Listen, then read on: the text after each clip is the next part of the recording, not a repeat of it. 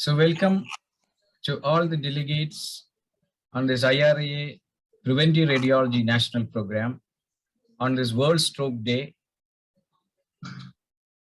Today, Dr. Manisha Joshi will be talking to us on interventions in stroke. Before going to the academic session, the importance of World Stroke Day has to be told to you. For that, we have the chief guest here, Dr. Sandeep Maudgil, the interventional radiologist and assistant professor from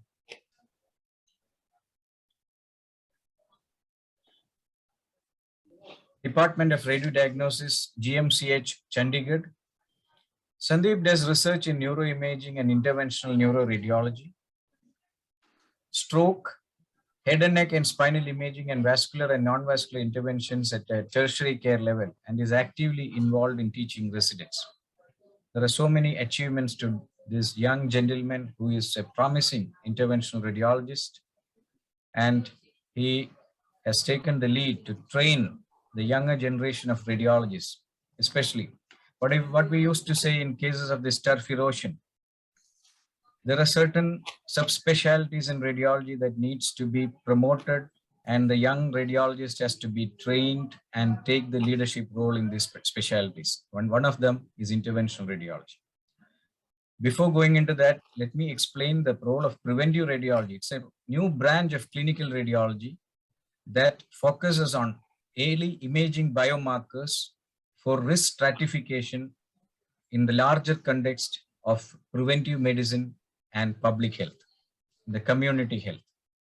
And that is very relevant in the times, and radiological imaging markers can be used to stratify the high-risk group, and further modification on lifestyle or medical interventions or even interventional radiology can be significantly used to alter the course of illness or a disease that can manifest at a later stage. So on this World Stroke Day, let me invite Dr. Sandeep Maudgil as our chief guest to talk to you on the World Stroke Day. And over to you, Dr. Sandeep Maudgil. Thank you, Matthew, for such an introduction.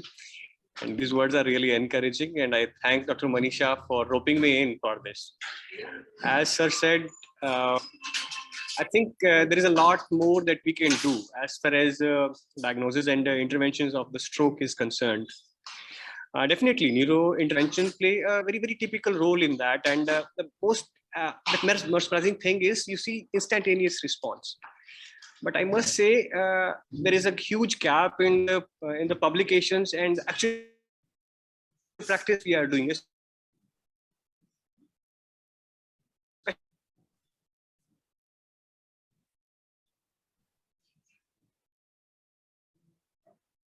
Sandeep,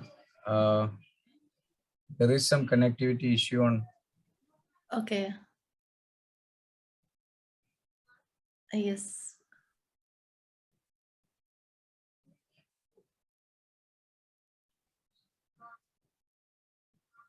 I think we lost connection with Sandeep, and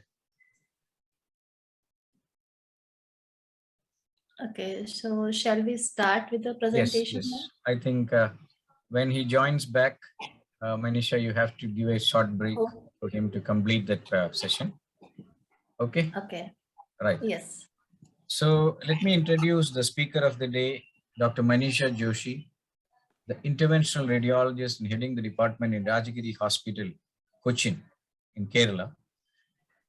She has been doing phenomenal work in interventional neuroradiology, vascular radiology. So on this World Stroke Day, as the secretary of IRIA Kerala, she reminded me a few days back, why don't we have a program on World Stroke Day? We need a public awareness program. She's so passionate about her specialty, her work, her profession. And since we couldn't organize a physical meeting with the clubs involved, with the Rotary Club, with the Lions Club, we wanted to plan it with a public awareness program on World Stroke Day, but couldn't make it. because of some unavoidable circumstances. But we thought we will have this webinar, and that's entirely this webinar, I must say, is encouraged, and the whole idea came from Dr. Manisha Joshi, and I just facilitated it. Dr. Manisha, you may start your presentation now. Thank you, sir, for the kind introduction. And I would say that very, very thank you for giving this opportunity to give some inputs on the World Stroke Day, because I find as a radiologist, I have played a very small role in the stroke till now. And the stroke awareness is a very, very important thing. As a doctor, as a physician, we should be involved in it actively, and we are the one who can bring the changes. And Dr. Sandeep was mentioning, and is disconnected, that there is a lot of gap in between what is there in the publication and what is there in the practicality. The gap is because of lack of awareness among the physicians, lack of awareness among the public, lack of awareness among the people who are dealing with the stroke patients. So a small step is also maybe very important step. So I think we all can take a small step to convert it into a big change. And definitely it will be working, because as I have been involved in the stroke care for the last almost 7 years, and I have seen myself that the changes has come. Even though everybody has contributed to small things, but the changes has come in the public as well as the physicians, and but we need lot more changes. We have a large gap is still remaining, so we need to travel a lot along it. So I'll start with our presentation. You can see the second slide, I guess, the stroke definition. Okay. Yes, we So can. So I was just for this presentation sake, I also had to make a presentation on a very short notice. So I thought we should be including some things which has a overall scenario of the stroke shown from the treatment as a diagnostic perspective. I have not included much of the diagnostic perspective in this, but I have shown few of the treatment strategies which are very important in the stroke. And if we go to the history of a stroke, the first recorded use of the word stroke was in 16th century in 1599, which was attributed to the sudden onset of symptom. And it was said because it was thought of as a stroke of God's hand. And that's how the term stroke came in. But it was not adopted in the medical literature for a long time. And if I remember correctly, from the year 400 to 500 BC, when Hippocrates was the one of the major dominant personality, the term apoplexy was in the use in cases like a stroke, and that was a diagnosis in the writings from that time of literature. So if we see that time, the saying Hippocratic aphorism was that it is impossible to cure a severe stroke of apoplexy. Apoplexy means the equivalent to the stroke at that time. It is impossible to cure a severe attack of apoplexy, and it is difficult to cure a mild one. That was a saying at that time. And now we have reached to the another stage in the life where we say that brain stroke is treatable. We say it loud that brain stroke is treatable, and we have to have a proper guidance for the treatment and recovery of the patient, and we have to act in time. So at present, our main focus is time, and that is the theme of this year's World Stroke Day, that save the precious time. And if we save the precious time, we can save the much more precious brain. So as a culprit of a stroke, we see that this is the most common culprit, the blood clot. And but there is much more to it. We know there is a lot of etiology of the stroke, which can be atrial fibrillation, which can be a atherosclerotic disease, which can be a dissection, which can be a vasculitis. There are a lot of other conditions which can contribute to a stroke etiology. So, but this is the most common thing which we see routinely, the blood clot. And in the earlier days, we didn't have anything to deal with this blood clot. And there are a lot of philosophy, if you see in the old literature regarding the stroke, that nothing can be done. It is the flow of the blood, it is the flow of the humors of the body. It was contributed to the maybe black bile and phlegm in the early 1600 centuries, that was being the etiology of the stroke. So now we know that approximately etiology in many of the cases. And we are trying to know more and more how to deal with it. And we already have some good knowledge, and we can already make the difference in the stroke management at present. So this is one of the tool in our armamentarium which we have. We call it a stent retriever. This is a stent-like thing which is connected to a wire, and it is connected to the wire permanently. There used to be earlier some detachable stents like this, but nowadays we have all non-detachable. And the connected wire is used to push and pull the stent from the blood vessel and from the catheter. And this is the example of a small clot which is brought out from by this stent. And we can see here this schematic diagram showing the brain blood vessel where the stent retriever is deployed inside along with the catheter, and it is used to pull out the clot from here.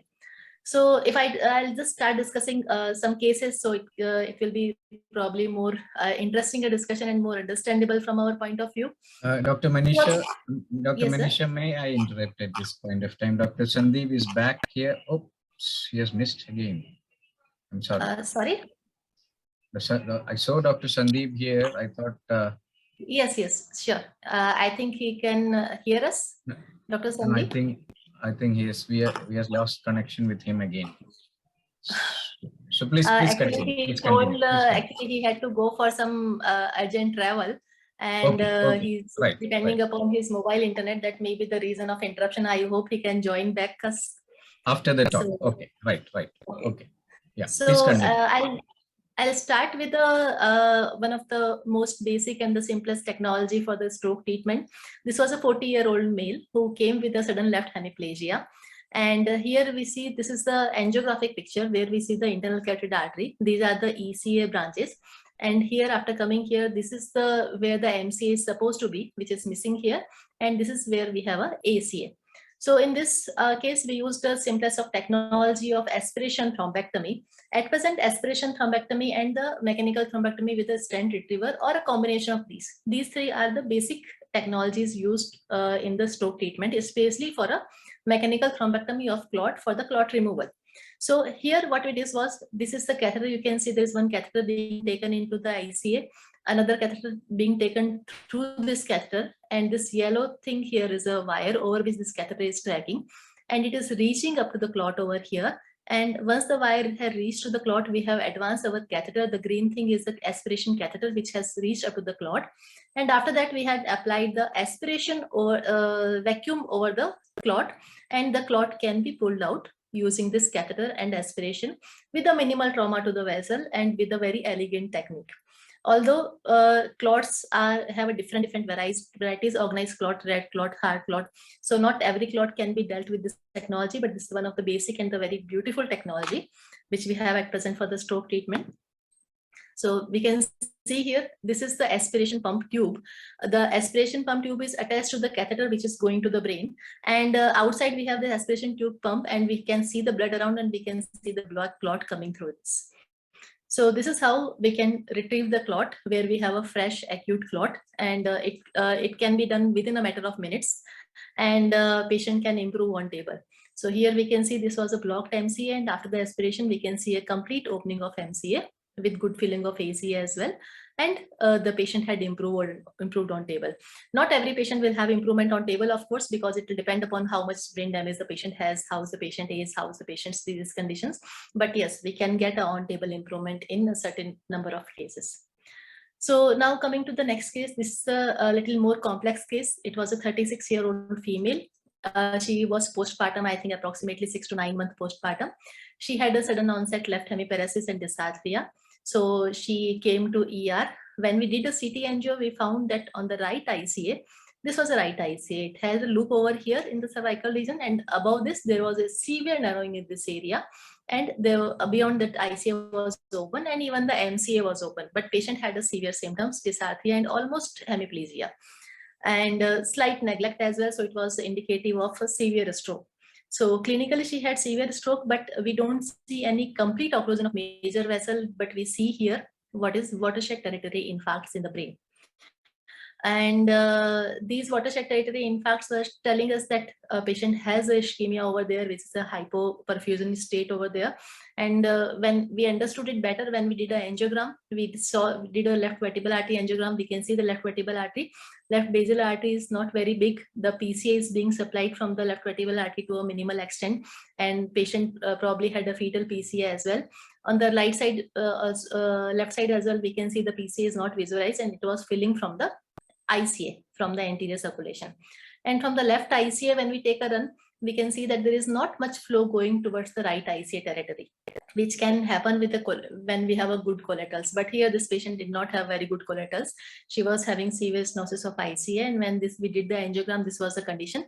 This segment was severely stenosed, and patient was having the ischemic infarcts because of this. So now this case, it is not a simple case like the previous case where we have just a clot inside which can be removed. Here the vessel itself is diseased, and vessel had some tortuosity, although it was a young female, but it was a little tortuous.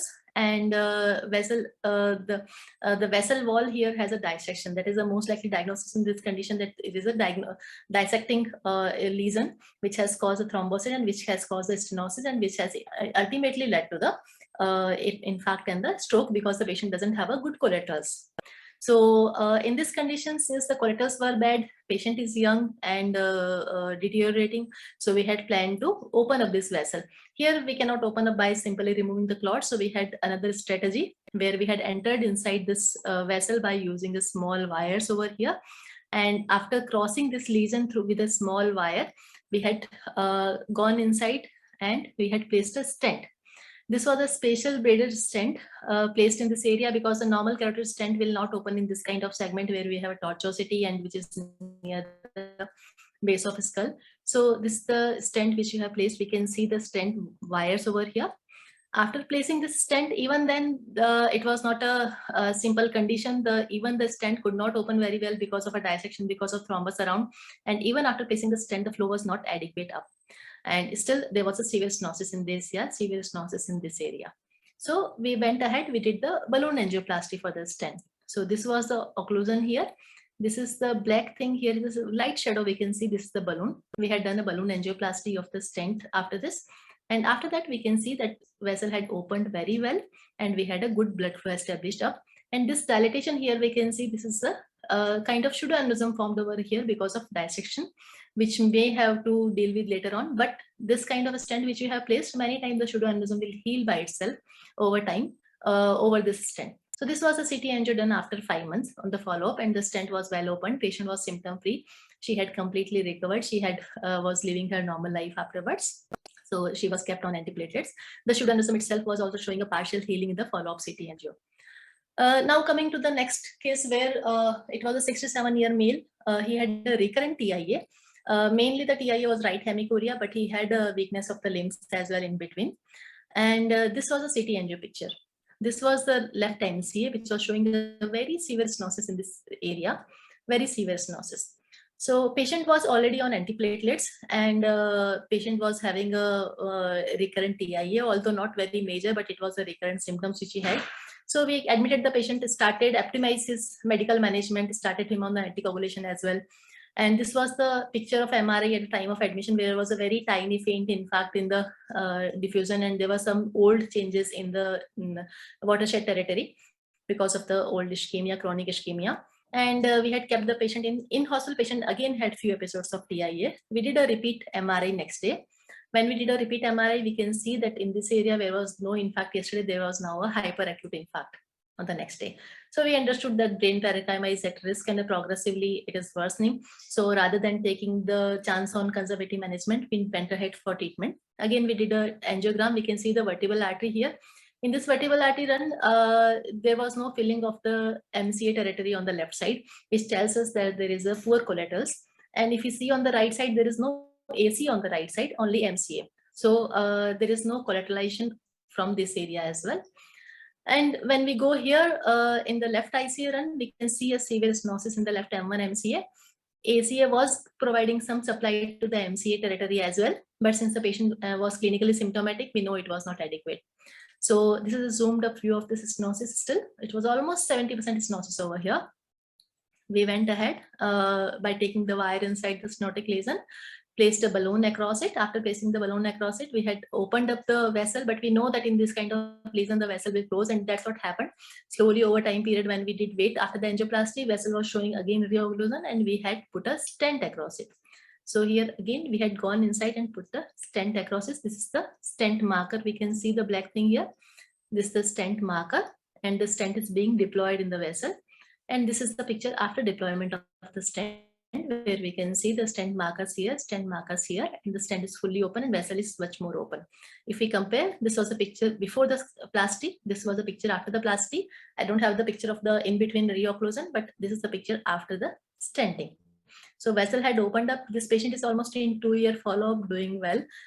Did not have any further stroke. This is again a unseparated picture of the stent as the vessel, showing better the deployment of the stent is seen better in this image.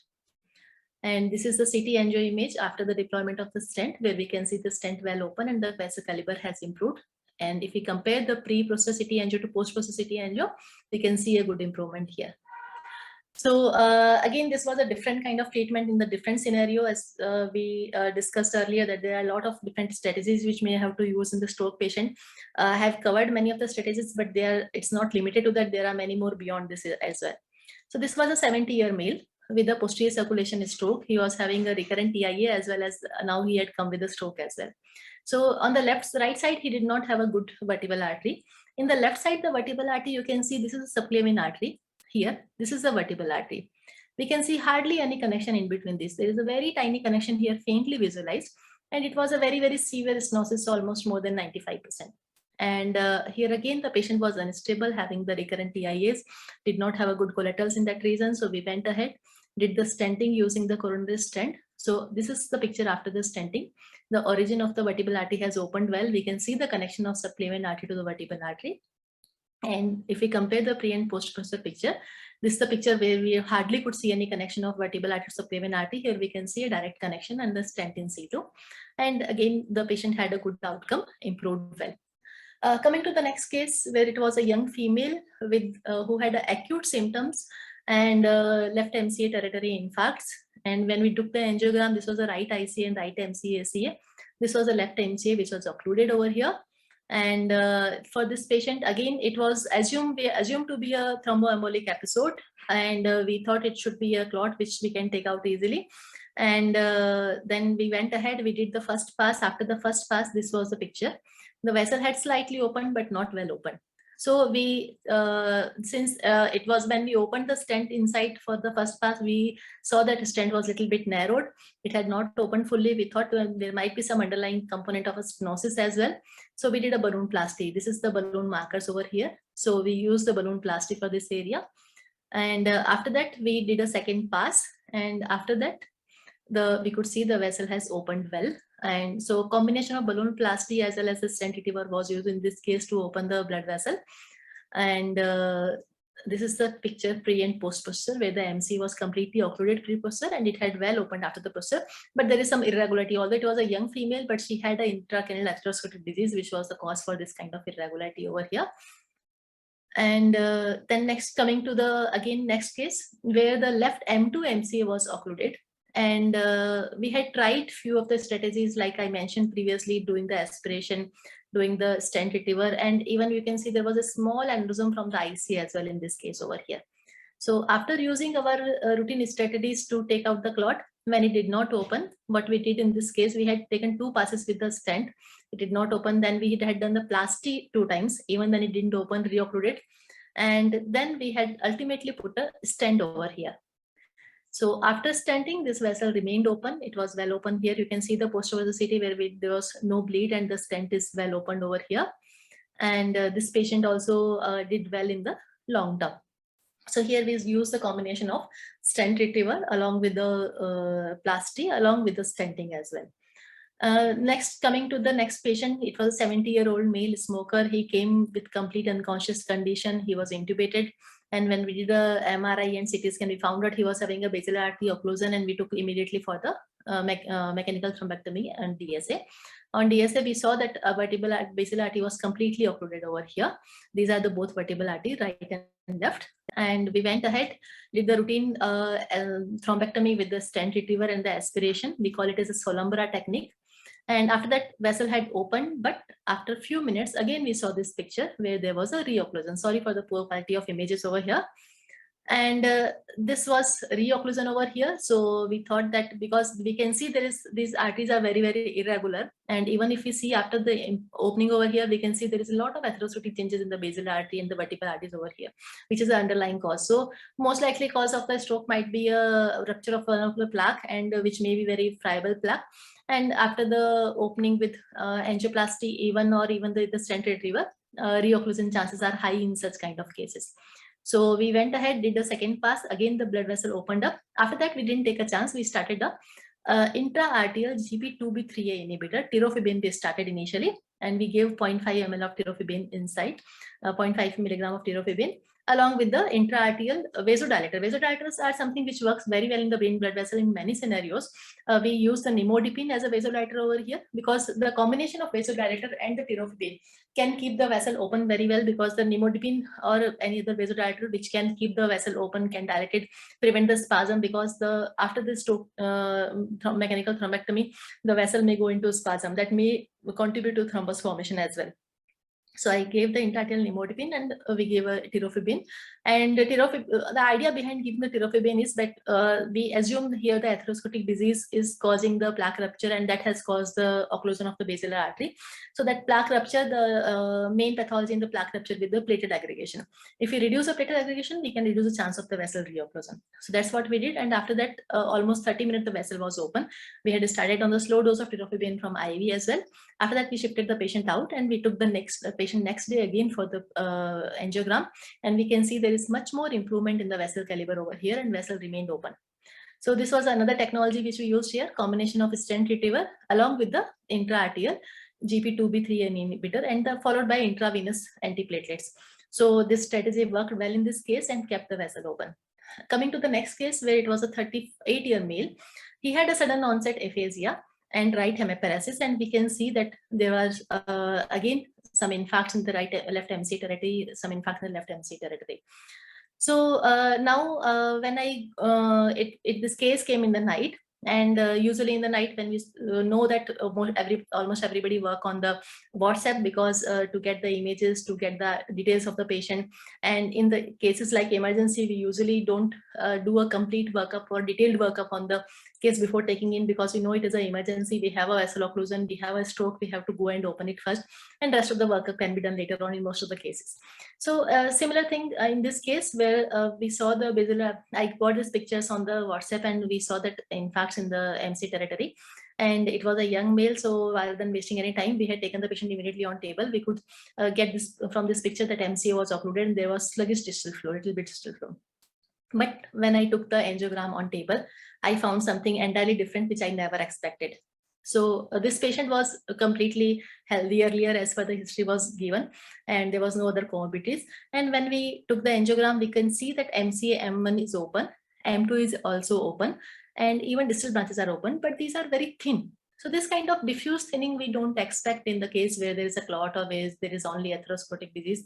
And I thought that there is something else, and it was middle of the night. I didn't have a clear idea by just seeing this. If I see this picture as a spotter, probably I can identify what is this. But at that time, when I saw it is in the background of the stroke history, I was not very sure what it is.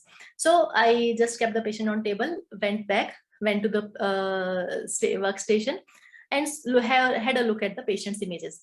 Then when I saw that along with this diffusion images where there is a diffusion restriction in the flare, I could see some flare hyperintensity in the Sylvian fissure region. So this flare hyperintensity made me suspicious. When I went ahead, other images, we could see there is a blooming in the Sylvian fissure over here. And then when I made a recon of the images from MR angio, I could see there is a lot of T1 hyperintensity around this area where there is no flow in the vessel stream.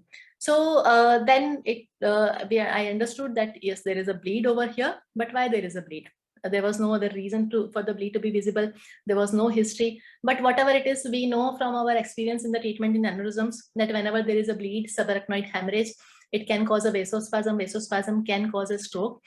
Usually there is a history of previous headache, previous aneurysm like symptoms, but here we didn't have that history available at that time. And when we understood there is a bleed and we are dealing with the vasospasm as a cause of a stroke rather than the thromboembolic cause or atherosclerotic cause, we changed our strategy. So whenever we have vasospasm as a cause of a stroke, when we deal with the aneurysm cases, what we do is we give the intra-arterial vasodilators. As I mentioned in the earlier case, the nimodipine is the most common vasodilator used as an intra-arterial thing. And this same vasodilator was given IV and orally also as per the requirement. So since the patient was already on table and we had made a diagnosis of vasospasm, we went ahead for the treatment for vasospasm. We gave the intra-arterial nimodipine infusion. And after the nimodipine infusion, we could see much better improvement in the vessel calibers over here in the MCA, ICA, and even MCA branches.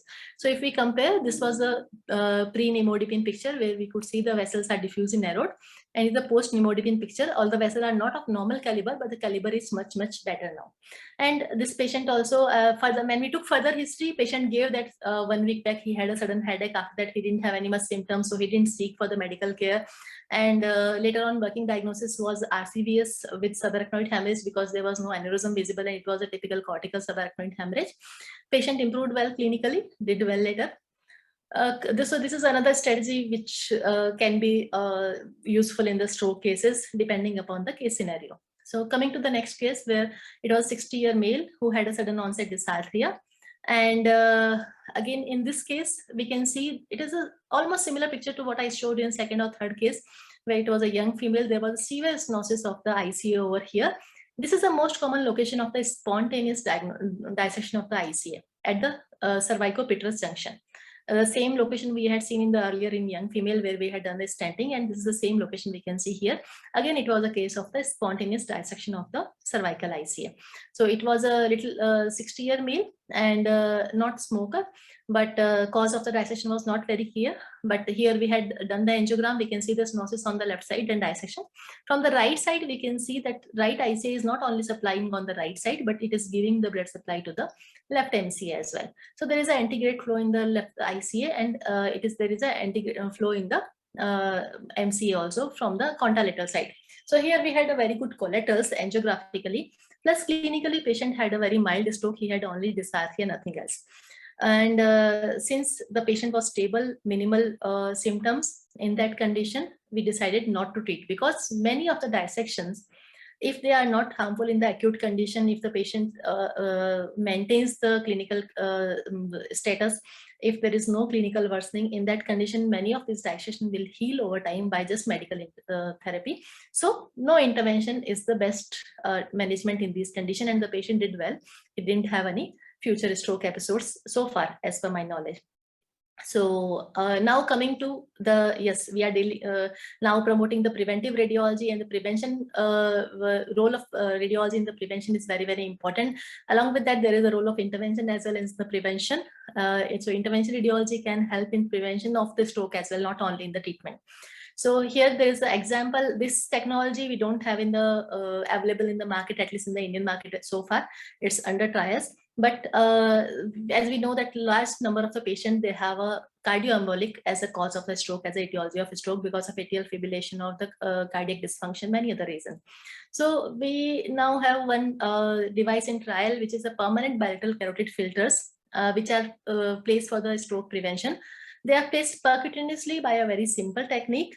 By doing a puncture in the neck in ultrasound guidance and placement of the device inside. This device is like a wire stretch, and when we push it inside the artery, it will curl up like this spring, and because we can see in this way it can prevent the clots to go up.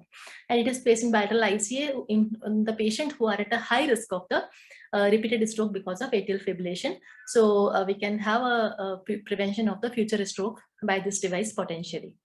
And another common preventive technique, when we have a severe carotid stenosis, we know if the patient has even slight TIA, or if the patient doesn't have good collateral. This is the ICA which is having a severe stenosis over here. So doing the stenting in these conditions this we can see here is the stent, here is a distal embolic device placed. Doing the stenting for this kind of stenosis in a right clinical scenario can have a very good role in preventing the stroke. This was a case where this patient was not having any symptom, but patient was going to undergo CABG. And we know during CABG, the blood pressure can fall down and the patient might not get a stroke, acute stroke, which may not be even recognizable many times under GA. So in the patient who are undergoing CABG, many times the stenting is done wherever the stroke risk is high. So this is again the preventive part of the stroke treatment which we have. Thank you, everybody. I hope that I could give some useful information. Thank you, Dr. Manisha, for that wonderful lecture on interventions in stroke. On this World Stroke Day, we have to talk to the general public, make them aware of the importance of the precious time to initial, the golden hour or the early precious minutes that can significantly change, and the role of radiologists, especially the interventional radiology, a branch of clinical radiology, that can significantly play and change the consequences, change the course of the illness, qualitatively bring back the patient's life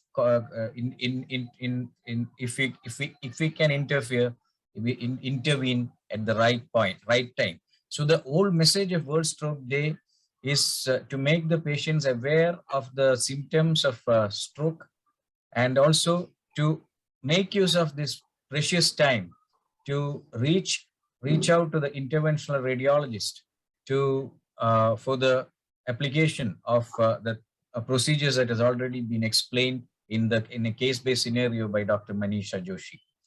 We have missed out on the chief guest, Dr. Sandeep Maudgil's introduction. A part of it was cut off because of the connectivity issue. He is back here now, and let me invite him once again to continue and enlighten us on the World Stroke Day and the role of an interventional radiologist in stroke management and as well as in prevention. I think this gentleman has done a significant work, and it's been training a lot of youngsters, a lot of young interventional radiologists to, especially in stroke management. Over to you, Dr. Sandeep. Unmute, please, unmute. Thanks a lot, and I'm really sorry for that connectivity issues. I have to shift between the rooms for that. Yes, well, what I was saying is, and especially first of all, I must congratulate Dr. Manisha. Is really brilliant in explaining the things. Whenever she explains the things, it looks so lucid, so simple. And I tell you, the cases which she has shown are not that simple as it appeared on the screen. They are really, few of them are really scary. The way she went in, especially that the top which has gone up. And I think there was ICAD, intracranial atherosclerotic disease, which is quite common in our Asian population, and it's quite challenging when we do stroke cases here. So coming back to the World Stroke Day, and this, as a radiologist, what we can provide is, I think a few of the attendees are radiologists as well, especially the training radiologists. And it's very essential for training and budding radiologists to see how interventional radiologists, especially the INR, neurointerventionists, they approach to a stroke case. And what is their approach? The time management and the resource management concept. As you told, sir, actually there are two steps. When I worked at IGMC Shimla and I established stroke services out there, initially it was too scary to start with the things, because it's quite hilly terrain, and getting into the hospital, and from one building to other was really difficult. So it took approximately 14 to 16 months to get the things into the flow. There are two steps. One is from house to the hospital. There is where our social media, the things which we are doing right now, they play a bigger role. The patient or the attendants, they are aware of. We can rope in the various non-government, non-profit associations, NGOs, who can help in spreading the awareness. Even Facebook or Instagram, whatever we can use, we should use it. Second step starts from the moment patient reaches to the door and it actually goes into the lab. Dr. Manisha has beautifully described and shown the cases, but the first and foremost thing is that case reaches to our table in that stipulated time. And this is something where we need to work all together. And it's basically in the layers. The first layer, the bottom layer in this case is the interventionist, the neuroradiologist who is doing the procedure. The one step before that is the general practitioner, maybe a neurologist, the specialist neurologists or the general practitioners like MD medicine who are in the periphery, or are residents who are seeing the patient in the emergency department. So whenever a patient reaches there, they should be aware, they should be sensitized. Okay, my protocol was any neurological deficit, straightforward, go for NCCT head. First and foremost thing, just suspect it. The major things are missed. Even I must say, it's it's not very good plight that even in-house stroke of tertiary level institutes, I was in 2 institutes earlier. So we miss in-house strokes. There was a delay in detecting a stroke of a 23 years young male who was post of day 3 and right MCA was occluded in my present institute. There was delay of 8 hours in getting the NCCT done. Basically, this happens in every institute. And this actually tells us the scope where we can work upon. So this is a second layer. So train the GPs, even if it's ophthalmologist, okay, fine, but they should be aware. Any deficit, go for NCCT, rule out bleed. And if it is a sign that that is, in fact, is not established, rope in an interventionist. At least do a CT angiography. And suppose if some interventionist is, say, 100 kilometers away, this is usual scenario in our setup. At least start IVTPA, drip and shift. This is the technique which we say in intervention. So these are few important things, and I think we can cut off quite a large number of strokes if we work on these things. So time has to be managed accordingly. For this, we need to join, as you have given me a chance for this. So we need to teach our residents. So whenever such residents who are attending this, they go in the field and they say any NCCT head, they must be aware of the fact that yes, I have to change the window to the stroke window and to look for aspect scoring. So there are wonderful tools available online. We can go and practice them. So, but we need to be aware of, suspect the stroke first. So once we suspect, this is S, then T is team and time. So we should need that, know the team who's in our, people are in my team. I have seen a stroke, inform the emergency radiologist has seen a stroke, so inform the resident in emergency room. Okay, stroke suspected, I'm going for a CT angiography straight away. So that is the teamwork. Then R is resources. Okay, where to send, how to send. Do I need to drip and shift, or to whom I should contact? Should I call Dr. Manisha or should I call someone else? So that is the know your resources. Third, O is for organize. Organize your thing, your institute, whatever government institute or a private institute. There should be like what I suggest is to paste a checklist, stroke checklist in every ER. So you receive a stroke, these are 5 things to be done. In NCCT head reports a stroke, these are 5 things to be done. We call it a code stroke. But whenever, if things are not possible to start on that larger scale, we can start from the very beginning. At least get the phone numbers, make a small WhatsApp group. Okay, this is the thing, what should be done next? Then K is the knowledge and the connectivity. I have already told about that. K, no. No means deficit, stroke, NCCT. That is the process. Bleed, okay, you can wait. If it is not a bleed, go for CT angiography. If it is away, then you drip and shift. Then E. E is the most important part which we are lacking. E means evaluate. Whenever you deal a case, evaluate what wrong we did, what were the shortcomings, and how we can improve further. So evaluate, analyze, then evolve. And the last E is educate. You educate. I tell you one story. One of my class 4 employees at IGMC Shimla. She was my attendant in the DSA lab. One evening I received her call, sir, this patient has these symptoms. It looks as if the things we are dealing in the DSA lab. As we straightforward shifted that case to the CT room. So this is the point is, whosoever you have a contact with, whatever platform you get, just speak out, speak about it. You may be meeting your class 10 friends or graduation friends, whatever you are meeting, just talk about it. Not even an interventionist, but simple radiologist, any MD medicine, whatever you are, just aware, spread the awareness. Because WhatsApp or Facebook, they are very strong tools, but the impact, the words of a doctor is much more than the Facebook, and that basically imprints in your in someone's conscious. So like they are active there. So these are few things. The only thing is we need to suspect it first. So that's all I have to say. And I'm really thankful for this platform. It's a good initiative. Thank you, sir. Yeah, thank you, Sandeep. Sandeep has talked passionately about the mnemonics for stroke, and that is from the professional point of view, from the institutional point of view, at the tertiary level center or even at a secondary level center with limited resources, how we can manage and within that precious time, we may be able to get an interventional procedure done and to save the life of the patient and bring the quality back into the life of the patient. But from the preventive radiology point of view, to these two experts in interventional radiology, I have got a few questions. One, preventive radiology intends to focus upon the risk group stratification.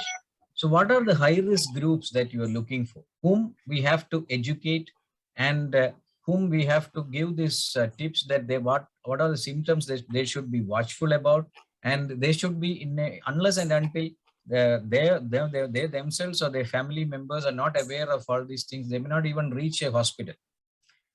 And a second level of education and motivation has to be done at the general practitioners, general physicians, and the doctors at the different primary and secondary levels of healthcare, who has to detect from these clinical symptoms and their clinical examination findings, do not waste much time, and has to send them to the tertiary centers or the centers where an interventional procedure can be done within within this precious time. So my first question is, this is a recorded program which will be circulated in the social media. So what are the symptoms and signs that the high-risk group should be alerted about, and how can we educate them, and what are the things that they or their family has to be looking into? What is a very basic question I'm asking. So for the general public point of view, we have a universal acronym for the stroke symptoms, which is called as FAST, F-A-S-T. So for F is facial drooping. We can see the one side of the face of the person going down. A is arm or leg weakness, sudden onset weakness of arm or leg. S is a speech difficulty. If the person who was able to speak, he's suddenly not able to speak, he has a difficulty in speaking, or is not able to speak at all, or is not able to even understand what you say. Then T comes in, it is a time to go to a stroke ready or stroke comprehensive stroke care center or any primary care center which you have nearby. So these are the common and most easily recognizable symptoms, but stroke can present in any kind of symptom. Like if person can be completely unconscious, like I showed in one of my cases, person can have a sudden severe headache even, and person can have a difficulty in making a balance while walking, or a person can have even a difficulty in vision, or a frequent amaurosis fugax kind of a symptom, like frequent blackouts of the eyes or a permanent blackout of eye. So symptoms are various, but remembering the FAST is the most easiest thing we can do. So we should not forget FAST. Right. Thank you. To prevent a heart attack, the cardiologists are very aggressively looking into all this screening tests, which is not happening for a brain attack or a stroke. And what are the tests that you can offer to the general public? Yes. So, yeah, Dr. Sandeep, please. Actually, I think we left one component, or Matthew sir asked about the risk, high risk categories. Yeah. I think that also needs to be dealt. So in this, I would like to say that there are two kind of individuals who are at risk. One is the group of the individuals who are genetically predisposed. They have some abnormality of their vessels, like Ehlers-Danlos syndrome, Marfan syndrome. So they are more prone for development of stroke or dissections per se. And second group of the in this group will also FMD will come, and cystic medial necrosis. These all components will come in that. the group of the individuals who have some genetic predisposition. Second is the people who have some acquired risk factors like smoking. Smoking is really big risk factor as far as stroke, any arterial disease is concerned, be it a stroke or a cardiac attacks, because simply what it does is it causes endothelial dysfunction. So wherever endothelial dysfunction is there, the vessels will be abnormal. Arteries especially, though arteries are abnormal, that means there are more chances the normal coating, anticoagulation concept of that is gone. That means there is more clogging up the blood into the arteries, so leading into the ischemic stroke, whether thrombotic or thromboembolic, whatever it is. So the other things are hypertension, then is diabetes mellitus. After that will come high sedentary habits, which we all are prone of. We are not that active at, in modern day world. And another over and above this will be the cases who are with some other chronic problems like CKD, or the patients who are bedridden for long, which have a risk of DVT, or some post-op cases. These are the cases where we have to be watchful. The guy which I talked about, who was 23 years young male, who had a stroke at around 4:30 a.m. He was a case of Marfan syndrome, and he was operated for aortic aneurysm in my hospital. Everything went well, and suddenly at 6 a.m. when sister came to give the medication to the attendant, the patient, the attendant reported that he's not moving his upper leg. And that was the time when I was called upon, and everything was arranged, and it was approximately 8:30 or 9 when NCCT was done. So this was basically a delay, and last well-known time was not known to anyone. So it was somewhere between 2 to 3 p.m. when patient has talked to one of the attendants. So this is the case where we have to be aware of the things like, okay, this is a high risk case, post-op Marfan may develop a stroke. So those are the things where we have to be watchful. And as you asked, so what the family members or the relatives are expected to do, supposed to do in such cases. So the one who is living in such families, suppose anyone of the family, any elderly or any patient, if family member notice there is some deficit, if it is specific deficit, acute neurological deficit, it's fine. However, any deficit is to be evaluated for stroke, as Dr. Manisha told. It can be altered sensorium or unconsciousness, or a loss of a vision in one eye. So those are the things which have to be, those are the patients which are at higher risk of developing a stroke. So this is what I have to add in this. Yes, Manisha, do you want to add anything? Yes, so a few more things which we can tease to the family members and all, because the stroke, cardiac disease, peripheral vascular disease, these are the three diseases which have almost common etiology except for a few of the things. So they have an interrelation. Patient who has a cardiac disease, they are high risk of having the stroke as well. So patient who has a history of smoking, patient who has a cardiac disease, at least they should be very, very serious about stopping the smoking, changing their lifestyle, doing the regular activities, doing daily exercises, taking their medications properly in time, being regularly in the follow-up with the cardiologist for their cholesterol levels, for their blood pressure. All these things are very, very important. If we control, because 80% of the stroke happens because of the modifiable risk factors, and they are preventable. So modifiable risk factor will include all the comorbidities like diabetes, hypertension, dyslipidemia, cholesterol, and they will include the habits like smoking, excessive use of alcohol. So all these things has to be avoided as much as possible. And healthy diet, good lifestyle with the active workout and all, that is very, very important in any age. So if we assume, if we accept this healthy lifestyle, we can prevent really theoretically 80% of the strokes. Right. And additionally, if the patient already has a disease which they have, then medications make an important part of the prevention as well. Yes. We will take a question from the audience, from the attendees. I think it is from Utkarsh Yadav, who has asked, ma'am, what are the maintenance doses for antiplatelet therapy for stented patients? Maintenance doses? Yeah. Okay, so if we have, we are going to stent the patient in the emergency situation, maintenance doses, they are not a fixed doses usually. or the loading dose are also not fixed. We have to sometimes modify depending upon the patient status, depending upon the previous history of antiplatelet intake, and depending upon the patient is thrombolized or not, and depending upon the patient's which area we are putting the stent in. But commonly the maintenance dosage which is used is 150 milligram of the ecosprin and 75 milligram of the clopidogrel, but it can be variable depending upon the scenario. Right. So I think we had a very fruitful session here on this World Stroke Day. We heard from two experts, and very passionately both of them talked about their experiences and the passion with which they have made a qualitative difference when they have got patients within that precious time. So again, the message on this World Stroke Day is to get the patients to an interventional radiologist within that precious time. Saving minutes is very, very important, because that can significantly and change the quality of life for the patient.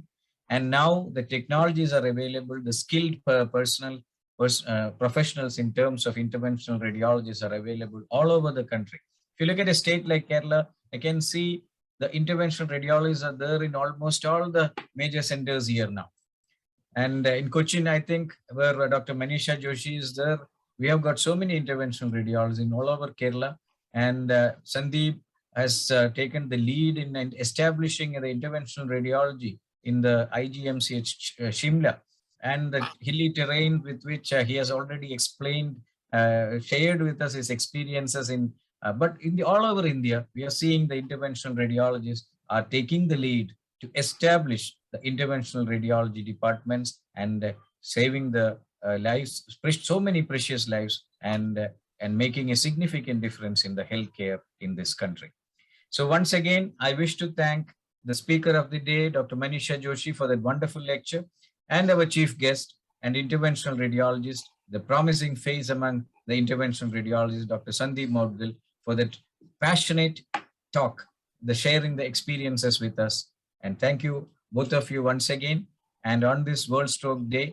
And we will continue to have these sessions as part of the Preventive Radiology Initiative, because as I already mentioned, the preventive radiology interventions do play a part in preventive radiology, and preventive radiology also looks into from the larger context of preventive medicine and public health for risk stratification using imaging biomarkers. Once that group is identified all over the country, they can be monitored and can be offered the interventional procedures which can make a significant difference in their lives. So thank you all once again. I can see a lot of delegates who have joined here for this wonderful lecture series on World Stroke Day. Thank you all the delegates. And this will be a recorded session which will be circulated in the social media for all the public to know about the kind of activities interventional radiologists are doing. Thank you all once again. I wish to thank Soumya from the MedPiper and Genomed for the technical support. Thank you. Thank you, sir. Thanks a lot. Thank you, Doctor.